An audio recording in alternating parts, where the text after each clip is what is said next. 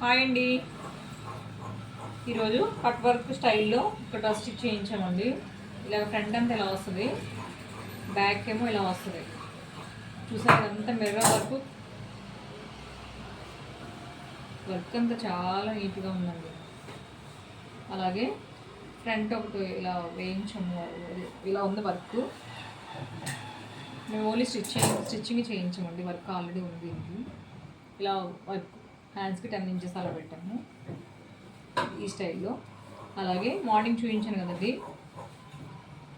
Blouse, cut work blouse stitching complete అయిపోయిందండి.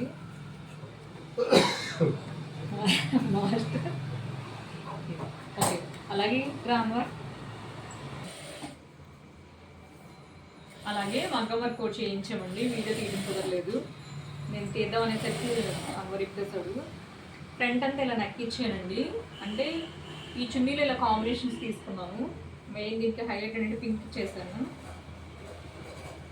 Okay, front ఈ shape ఇచ్చి ఫ్రంట్ అంతా ఫ్రంట్ పార్ట్ కలర్ ఇచ్చాను. బ్యాక్ జస్ట్ పైపింగ్ ఇస్తానండి. అలాగే హ్యాండ్స్ అన్నమాట, హ్యాండ్స్ కూడా 10 ఇంచెస్ అలా పెట్టించి ఈ కట్ వర్క్ స్టైల్లో ఇచ్చి 3 బీడ్స్ ఇచ్చానండి. మిర్రర్ చుట్టూరు అవుట్లైన్ గ్రీన్ కలర్తో ఇచ్చాను. 2 హ్యాండ్స్ సర్ప్రైజ్ అనమాట. చేస్తే వీడియో చూస్తే బాగుందని అంటాను. ఓకే అండి, బాయ్.